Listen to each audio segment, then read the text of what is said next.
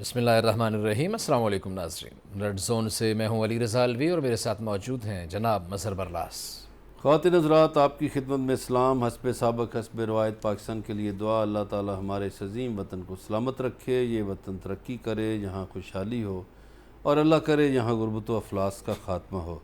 अली रज़ा अलवी साहब, क्या ख़बरें हैं? जी मज़हर बरलास साहब और नाज़रीन, तख्ते पंजाब का जो है एक मामला बड़ा शिदत अख्तियार कर गया और ये जंग कल होगी, इंतखाबी जंग होगी, वोटों की जंग होगी, मैदान लगने को तैयार है और ये अपनी नौयत का पहला ज़िमनी इंतखाब है। कहा जा रहा है पाकिस्तान की तारीख़ में, और एक सूबाई असम्बली का ऐसा इंतखाब है जिसके ऊपर शिद्दत से मुकाबला जारी है, क्योंकि इसने फ़ैसला करना है कि पंजाब का तख्त किसके सर होगा, पंजाब के तख्त पर कौन बैठेगा, पंजाब में हुमा इक़्तिदार का हुमा किसके सर पे जाएगा, और जिसके सर पे पंजाब का इक़्तिदार जाएगा वही फिर विफाक में भी बरसर इक़्तिदार रहेगा।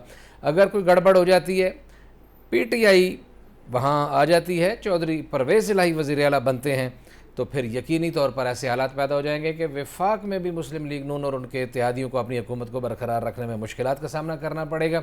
क्या होगा, कोशिश करेंगे, जायज़ा लेंगे मुख्तलिफ़ हलकों का कि वहाँ क्या सूरत हाल हो रही है। अलबत्ता पंजाब के 20 हलकों में वो 175 उम्मीदवार जो हैं वो सामने हैं, मद्दे मुकाबिल हैं। 3140 पोलिंग स्टेशन कायम कर दिए गए हैं और वहाँ सूरत हाल को, ख़राब सूरत हाल को रोकने के लिए रेंजर्स भी तलब कर ली गई है। इसके अलावा इमरान खान ने आज खिताब में कहा है कि जर्नैलों और लीडर्स से जो गलतियां हो जाती हैं उनको ठीक करने के लिए यू टर्न लेना बहुत ज़्यादा ज़रूरी है। उनका गलतियां सबसे हो जाती हैं, गलती की पहचान ये है कि जब हो जाए तो फिर वापस आ जाएं, गलती को ठीक कर लें। और उन्होंने कहा कि अपने मुल्क में कमज़ोर फ़ौज अफोर्ड नहीं कर सकता। उन्होंने ये भी दावा किया कि उनके दौर में मीडिया बहुत ज़्यादा आज़ाद था, जिसके बाद मरियम औरंगज़ेब ने प्रेस कॉन्फ्रेंस की और उन्होंने कई नाम गिनवाए, मुख्तलिफ एंकर्स के नाम गिनवाए जिनको उनके दौर में ऑफ स्क्रीन कर दिया गया था। और उन्होंने इंटरनेशनल रिपोर्ट्स भी पढ़ी जिसमें बताया गया था कि पाकिस्तान में मीडिया की आज़ादी की क्या सूरत हाल है, इस पर भी बात करेंगे। और आखिरी सेगमेंट में बिजली के बिलों पे हुकूमत क्या डाका डालती है। नेपरा की मर्ज़ी से, हुकूमत की मर्ज़ी से एक आम आदमी जो इस बिजली की रोशनी में बैठता है, उसकी ज़िंदगी में अंधेरे डालने के लिए क्या किया जाता है, उसका भी जायज़ा लेंगे। लेकिन इससे पहले कि मैं मज़हर बरलास साहब की तरफ बढ़ूँ और हम ये कल की इंतखाबी सूरत हाल का जायज़ा लें, आपको एक शेख रशीद की तजवीज़ सुनाते हैं। शेख रशीद ने इस्टेब्लिशमेंट को मशवरा दिया है। शेख रशीद ने इस्टेब्लिशमेंट को कहा है कि गलतियां ना कीजिएगा, जो वोट डालना चाहे उसे वोट डालने दीजिएगा, जो जीतना चाहे उसे जीतने दीजिएगा। शेख रशीद ने क्या कहा, आपको सुनाते हैं, फिर उस पर तबसरा करते हैं। शेख से बहुत अहम बात करना चाहता हूँ। मैं उनसे गुजारिश करना चाहता हूँ कि वो इलेक्शन से दूर रहें। किसी किस्म की धांधली, धौंस, गुंडागर्दी बर्दाश्त कौम नहीं करेगी। और कल के इलेक्शन में आपने, इस्टेब्लिशमेंट ने साबित करना है कि आप गैर जानबदार हैं। कौम कल इमरान खान को वोट देती है तो उसका रास्ता न रोका जाए, तस्लीम किया जाए। और अगर उसका रास्ता रोका गया तो उस मुल्क में ऐसी शोला ज्वाला निकलेगा, ऐसी चिंगारी निकलेगी, ऐसी आग फैलेगी जो सबको अपने लपेट में ले लेगी। जी मज़हर बरलास साहब इस्टेब्लिशमेंट को सबक पढ़ा रहे हैं बतौर टीचर, बतौर उस्ताद, हालांकि दावा करते हैं कि ये शागिर्द हैं और गेट नंबर 4 के। तो क्या कहते हैं आप इनके तबसरे पे? देखिए, शेख रशीद अहमद साहब बड़े सीजन पॉलिटिशियन हैं और पाकिस्तान में इस वक्त शायद ही ये एक वाहद पॉलिटिशियन हैं जिन्होंने मशरक़ी पाकिस्तान भी देखा और मगरबी पाकिस्तान में भी बहुत सी तहरीकें देखी, बहुत सी वजारतें देखी, हुकूमतें देखी, इलेक्शन देखे। उन्होंने एक डिमांड की है इस्टेब्लिशमेंट से, और जैसा इस्टेब्लिशमेंट खुद कहती है कि हम गैर जानबदार हैं या न्यूट्रल हैं, तो उस पे शेख साहब ने भी यही कहा है कि जनाब आप गैर जानबदार ही रहिए, भलाई इसी में है, वरना हालात बड़े अजीबो गरीब हैं। सही है। और ये बातें तो मेरा ख्याल है बहुत से लोग कर भी रहे हैं कि श्रीलंका में जो हालात बने इसकी तस्वीर पेश कर की इमरान खान ने भी की और भी लोगों ने की। आप देखिए, इमरान खान साहब ने आज भी टाइम ज़ाया नहीं किया, आज भी वो कैंपेन ही एक तरह से की ना उन्होंने। हाँ जी।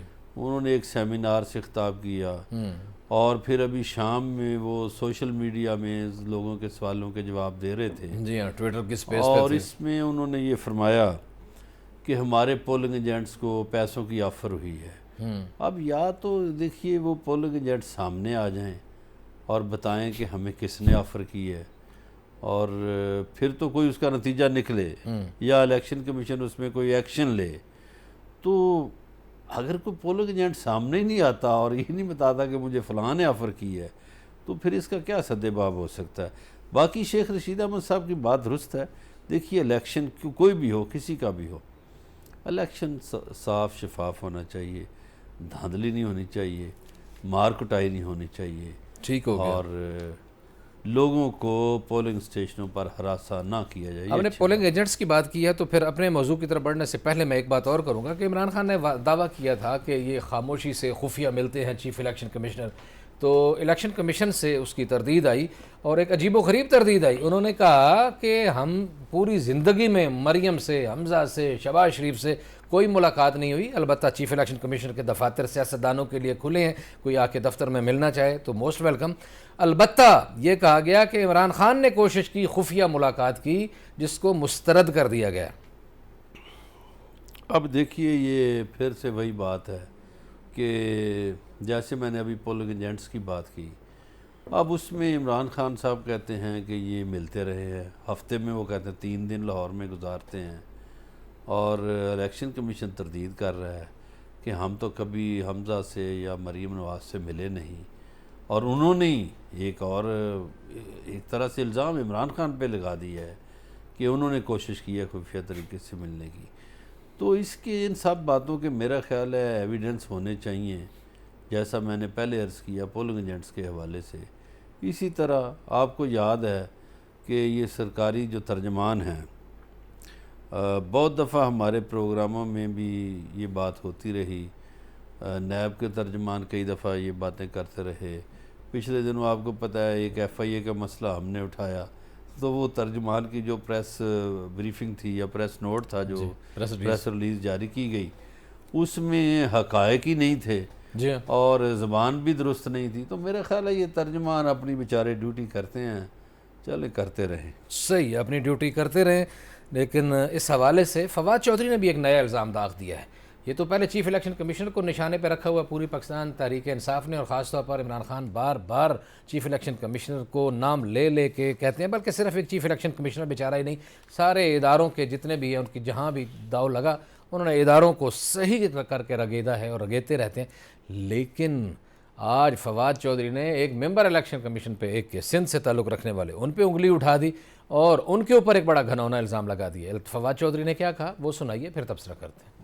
शहबाज की बतौर वज़ीर आला जो यहाँ पे बैठा हुआ है उसकी कोई आईनी कानूनी जवाज़ नहीं है। सिर्फ हमारे इलेक्शन कमीशन ने ये जिम्मेदारी ली हुई है कि किसी और को तो मौका ही ना दें, हम ही जो बैठे हैं। सिंध से जो रुकन है निसार साहब इलेक्शन कमीशन के, वो सिंध हुकूमत से पैसे ले रहे हैं और वो हर फैसला लिख दिया रहे हैं। अब तक इलेक्शन कमीशन के तकरीबन हर फैसले को आला अदालतों ने स्ट्राइक डाउन किया है, लेकिन कोई पूछने वाला नहीं है इलेक्शन कमीशन से। अब से कुछ देर पहले जो आखिरी फैसला कल इलेक्शन कमीशन ने किया और कहा कि जो एजेंट्स हैं, पोलिंग एजेंट्स हैं, वो आप कॉन्स्टिट्यूंसी के बाहर से नहीं लगा सकते, वो भी अदालत ने उसको भी सेट असाइड कर दिया है और आज अलाउ कर दिया है कि आप पोलिंग एजेंट्स जो हैं वो कहीं से लगा सकते हैं।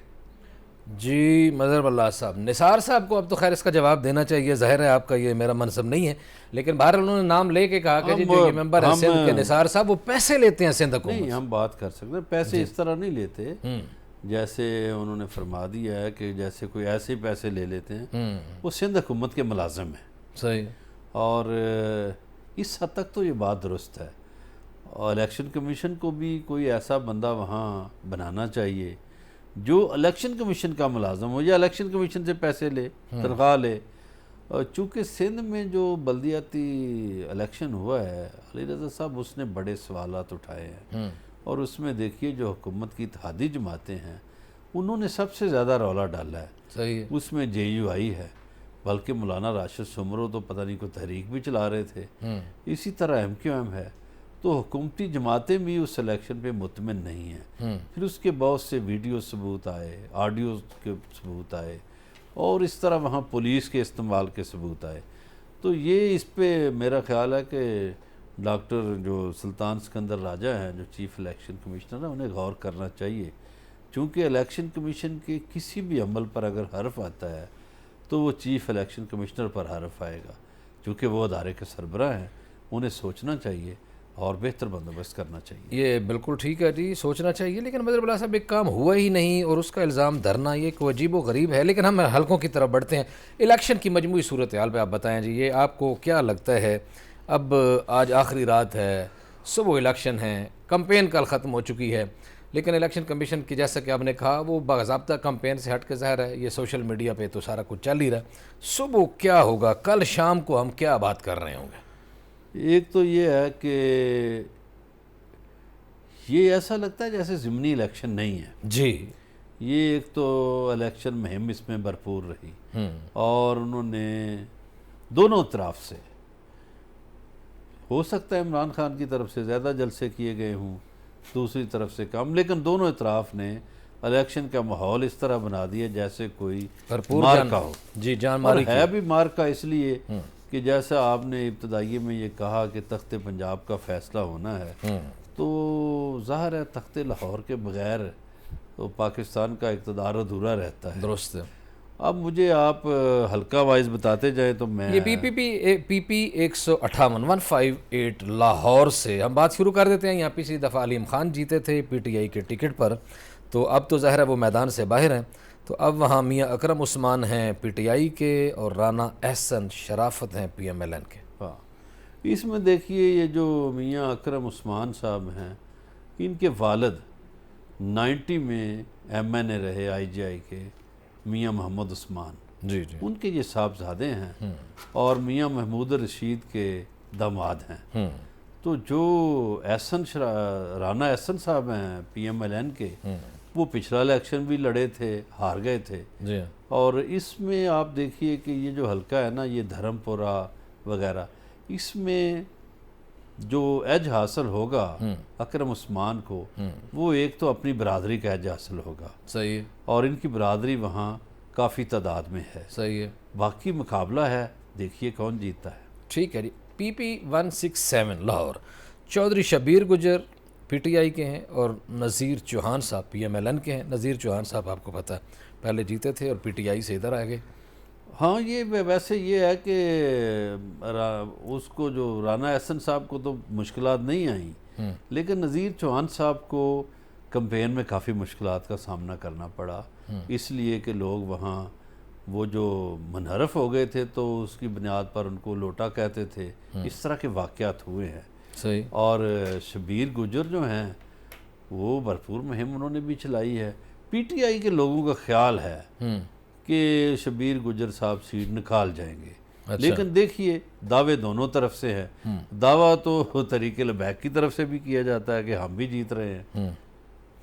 और ये पिछली दफ़ा नज़ीर चौहान साहब 2241 वोटों की अक्सरियत से जीते थे। इनके वोट जो थे 40,704 थे और उस वक्त जो इनके मद्दे मुकाबिल थे मुस्लिम लीग नून के मियाँ मोहम्मद सलीम साहब, उन्होंने 38,463 वोट हासिल किए थे। अब नून वाला वोट भी तो उनको कुछ ना कुछ किसी न किसी हद तक, चले सारा ना भी हो तो अगर ये और अपना आज़ाद वाला भी नहीं, आज़ाद तो नहीं जीते थे, पीटीआई से तक PTI जीते थे हाँ। ना। गुजारिश ये है अलवी साहब, आप एक तरफ बात ना करें। अगर मुस्लिम लीग नून का उन्हें कुछ ना कुछ वोट मिलेगा तो पीटीआई का वोट जो उन्हें मिला वो उनको नहीं शबीर मिलेगा, गुजर को मिलेगा। सही है। अब इसमें एक मसला है, जो ये सलीम साहब जो नाम लिया, ये नून लीग को प्रॉब्लम आ रहा है बहुत से हलकों में कि उनके जो अपने उम्मीदवार हैं उनको जो पीछे किया गया है, तो वो ज़ाहिर है कोई भी सियासी बंदा हो, मैं हूँ, आप हो, कोई भी हो, वो नहीं चाहता कि मेरी सीट पे कोई और बंदा विराजमान हो जाए। सही है। तो वो कोशिश करेगा जो मिस्टर सलीम चौधरी हैं कि किसी सूरत में नज़ीर चौहान ना जीते। ये उनकी कोशिश होगी, ख्वाहिश होगी। सही है। हो सकता है वो कैंपेन में चल भी रहे हों साथ, मगर उनकी कोशिश और ख्वाहिश होगी। सही हो गया जी। पीपी 170 लाहौर जी, ज़हीर अब्बास खोखर और उनके वर्सेस में ये पीटीआई के हैं और उनके मुकाबले में हैं चौधरी अमीन गुजर साहब। हाँ जी, ये अमीन जुल्करनैन गुजर जी जी, ये हैं औन चौधरी के भाई। तो ये जीते थे पीटीआई की तरफ से, मुनहरफ हो गए। अब ज़हीर अब्बास खोखर जो हैं वो इनके मुकाबले में, ये मुकाबला काफ़ी टफ है। हाँ, देखे कौन और जीतता ज़हीर है। अब्बास खोखर जो हैं वो साबिक MNA भी रहे हैं, साबिक MD बैतुलमाल भी रहे हैं, उन्होंने काफ़ी सारे लोगों का कुछ किया होगा। ये राना मुबशर का हल्का वैसे कौमी असम्बली का, और उस वक्त इन्होंने वोट लिए थे जुल्करनैन साहब ने 25,180, और इनके मद्दे मुकाबले उस वक्त थे इमरान जावेद साहब, उन्होंने लिए थे 20,730, यानी 4,450 की लीड से ये उस वक्त जीते थे। अब देखिए क्या होता है जी। अब PP 168, ये भी लाहौर जी, मलिक नवाज़ अमान ऑफ PTI, और उनके मुकाबले में है मलिक असद खोखर PMLN। अच्छा, यहाँ पे चूँकि असद खोखर साहब पहले भी MPA रहे हैं और इनका असर रसूख भी है, कहा जाता है या नून लीग के हल्के ये दावा करते हैं कि मलिक असद खोखर जो है वो आराम से जीत जाएंगे, सही, जबकि PTI वालों का भी दावा है कि वो भी जीतेंगे, लेकिन मुस्लिम लीग नून यहाँ बड़े धड़ल्ले से दावा करती है कि अच्छा मज़हर बल्ला साहब, मुझे ब्रेक पे जाना है, लेकिन ये 4 इलेक्शन हो रहे हैं 4 सीटों पे लाहौर में, तो आपके ख्याल में लाहौर की 4 में से मुस्लिम लीग नून कितनी लेगी और PTI कितनी लेगी?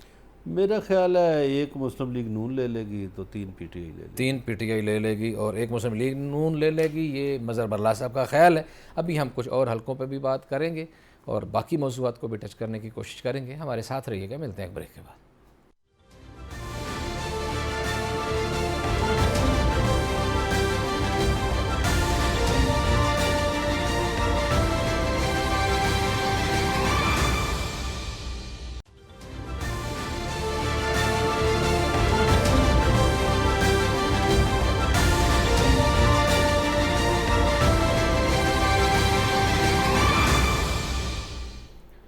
वेलकम बैक नाज़रीन। ब्रेक पे जाने से पहले कल जो इंतखाबात हो रहे हैं मुख्तलिफ़ हलकों का जायज़ा लेने की कोशिश कर रहे थे कि वहाँ क्या सूरत हाल है, मुस्लिम लीग नून और PTI के कांटेदार मुकाबले होने का इम्कान है। जंग की तरफ बढ़ते हैं जी। मज़हर बल्ला साहब, PP 125 जंग, मियाँ मोहम्मद आज़म PTI के हैं और वर्सेस में फैसल हयात जब्बाना मुस्लिम लीग नून। बिल्कुल सही है जी। इसमें फैसल जब्बाना साहब मुनहरफ हुए, उनको नून लीग का टिकट मिला जी, और आज़म साहब जो हैं पहले भी रहे हैं वहाँ से मेंबर। अब इसमें ये जो हल्के हैं ना जंग के, इनमें पीर परस्ती बहुत है। जी हाँ, सबज़्यादा महबूब सुल्तान के हल्के।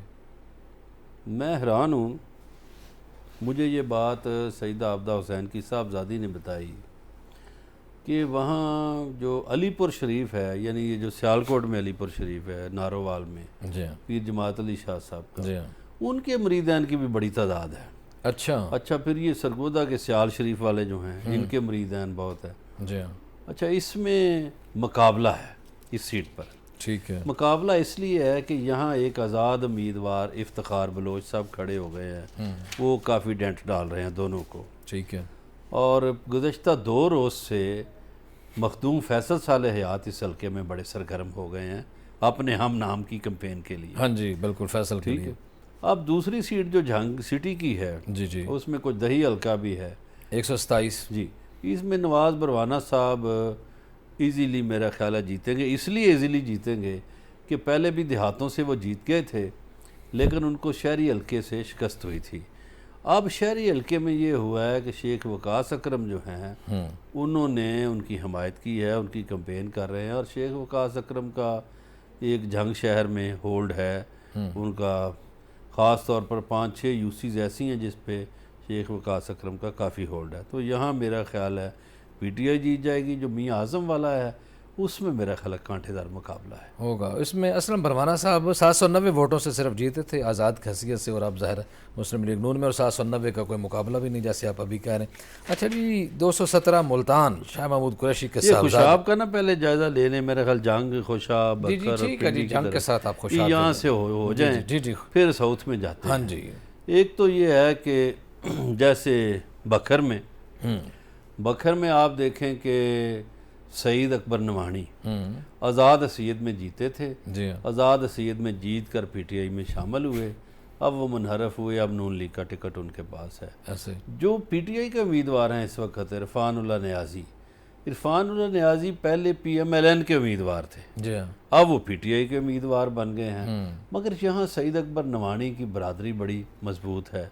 सईद अकबर नवानी पहले भी आज़ाद हसीयत में जीते हैं। फिर एक बड़ी बात वहाँ चल रही है कि जी सईद अकबर नवानी तो लोकल है, तो इरफान उल्लाह खान जो है वो मियाँ वाली से आए हैं। जी, ये बात भी सईद अकबर के हक में वैसे जाती है। मतलब राज साहब अगर जान की अमान पाऊँ तो ये अर्ज़ करूँ, इमरान खान लोटा लोटा लोटा की बड़ी बातें करते हैं, तो ये बंदा जो जनरल सेक्रेटरी था मुस्लिम लीग नून का, ये लोटा होके आया है और PTI का टिकट उसको 1 मिनट में मिल गया इसलिए कि इमरान खान का कज़न है कहीं से, तो ये यहाँ कहीं लोटा से नहीं, चाचे का बेटा है वो जी। मतलब ये चलो कर, इसीलिए मैं तो थोड़ा सा अब ये- मार्जिन दिया, तो नहीं, इधर लोटा क्रेसी नहीं है। इसमें यह है कि इस सीट से इनके भाई इरफान उल्लाह खान के भाई नजीब उल्लाह खान पहले MPA रहे हैं। जी, और देखिए ये मुकाबला कैसा होता है, लेकिन आवाज़ ये है कि शायद सईद अकबर नवानी आगे निकल जाए। ठीक हो गया। अब आ जाइए खुशाब में PP 83। PP83 जी, खुशाब मलिक हसन असलम अवान वर्सेस अमीर हैदर PMLN, हाँ जी। और आसिफ भासा भी दरमियान में है।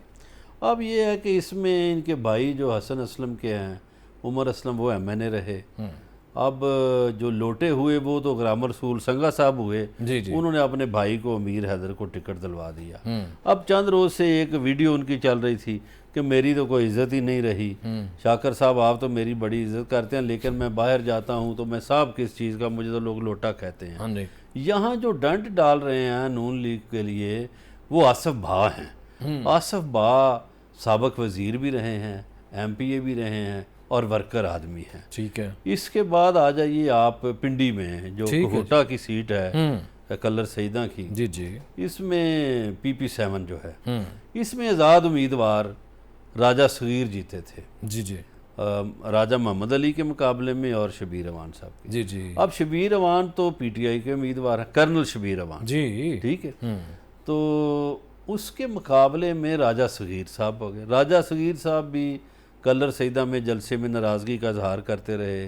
उन्होंने, उनका कहना था कि मेरे बंदों को स्टेज से हटा दिया गया है, लेकिन हमें ये बात ज़रूर ज़हन में रखनी चाहिए कि राजा सगीर आज़ाद हसीयत में जीते थे। सही है। ज़ाहिर है उनके पास वोट होंगे तो आज़ाद जाहिर है जीते। जो आज़ाद जीता तो थे और लेकिन उन्हीं के गांव के जो राजा ज़फ़र लाके साहबजादे हैं उस सीट से लड़ते हैं, राजा मोहम्मद अली, वो शायद मुखालफत करें या हमदर्दी उस तरह ना करें। इसी तरह आप लिया में आ जाएं। जी जी, लेकिन बता दें फिर हमें ब्रेक पे जाएंगे। लिया में ये चौक आज़म से इनका ताल्लुक़ है, लाला ताहिर रंधावा का, जी जी, और चुबारा से ये हैं PP कैसर अब्बास मक्सी। जी, PP282 कैसर अब्बास काफ़ी देर रहे और इस हल्के की ये एक डायनामिक्स अजीबो गरीब है कि चुबारा से MPA मुंतखब होते रहे हैं। ये चौक आज़म से पहले MPA बने थे जो आज़ाद हसीयत में बने थे। ठीक हो, लेकिन इस वक्त उनको वो मरियम बीबी का जो बयान है ना वो मुश्किल में डाल गया है कि लिया को तहसील बनाने वाली बात जो है। कोई नहीं, ये तो खैर गलतियाँ होती रहती हैं बाज़ औक़ात, जैसे क्या कहते हैं tongue of slip of the tongue, लेकिन बहरहाल ज़ाहिर है देखिए कोई एक जायज़ा लेने की कोशिश की है और क्या होता है ये तो कल पता चल जाएगा। लेकिन एक मजमूई सूरत हाल है, कांटेदार मुकाबला, बहुत सारे हलकों पे मुतवक्की है, इतनी आसानी कहीं भी नहीं है कि कोई बहुत ज़्यादा वाज़े मार्जिन से, कोई बहुत ज़्यादा अक्सरियत से मैदान मार जाएगा। चाहे PTI जीते, चाहे मुस्लिम लीग नून जीते, चाहे कोई आज़ाद आए, उसे जान जोखों में डाल के बड़ा ज़ोर लगा के जीतना होगा। बातचीत का सिलसिला जारी है, हमारे साथ रहिएगा, मिलते हैं ब्रेक के बाद।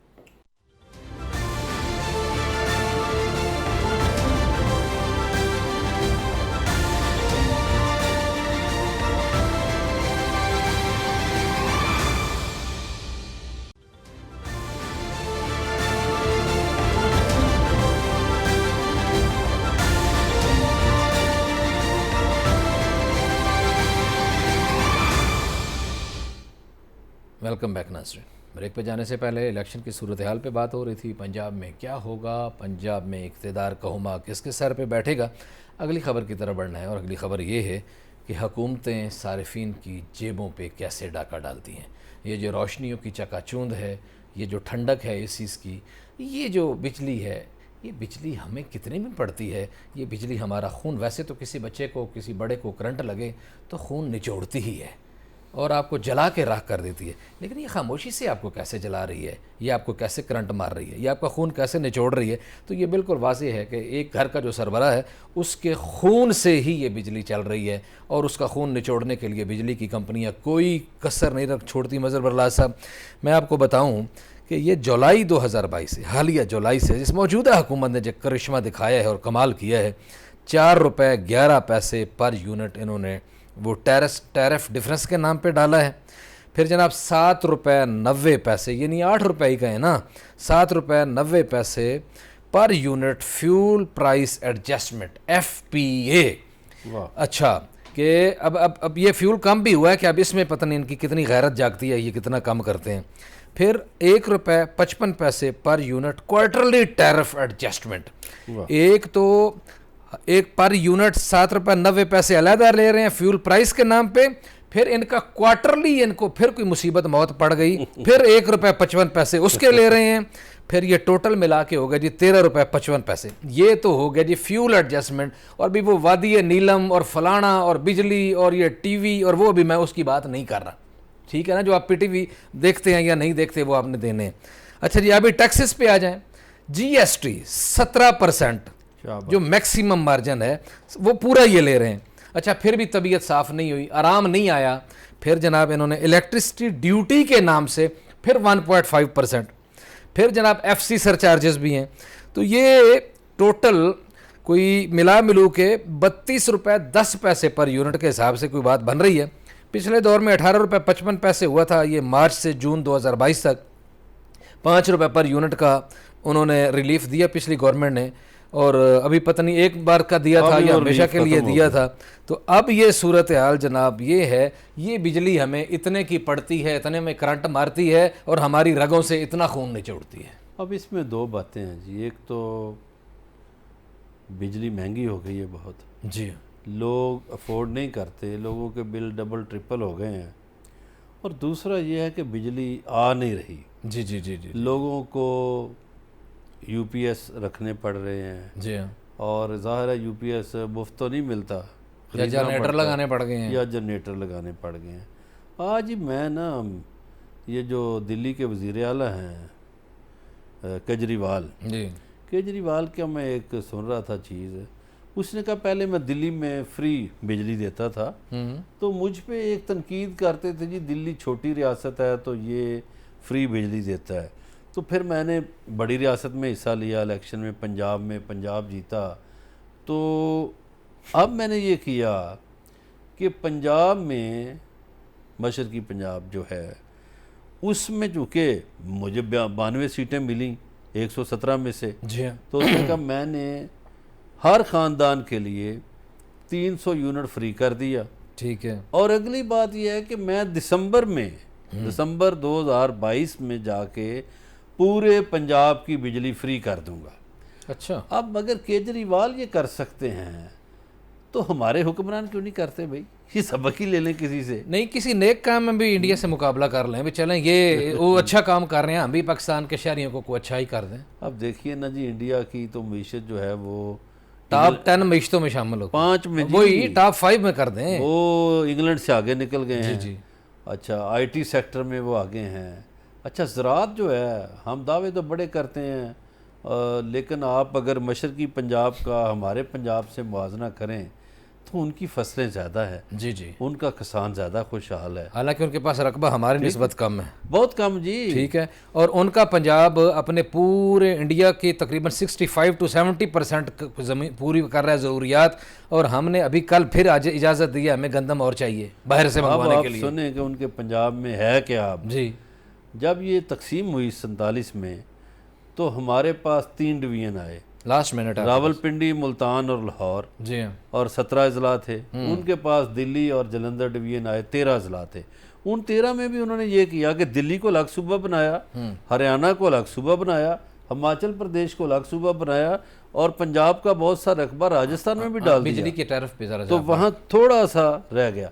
लेकिन यहाँ पे हुक्मरानों को ये ख्याल ही नहीं आता कि यार ये गरीब लोग हैं पाकिस्तान में 80% लोग 25 से 30 हज़ार रुपया कमाने वाले हैं। सही है। और अगर उसमें 20-22 हज़ार बिल आ जाए तो वो क्या करें? 25 से 30 हज़ार रुपये कमाने वाले लोग अगर 20,000, 18,000, 15,000 माहाना बिल देंगे तो फिर वो खाएंगे क्या, जिएंगे कैसे, सांस कैसे लेंगे, बच्चों को कैसे पढ़ाएंगे और इस मुल्क की तामीर व तरक्की के लिए क्या किरदार अदा करेंगे। आज इतनी आपसे मुलाकात होगी, कल अपना ख्याल रखिएगा। अल्लाह ना के मान।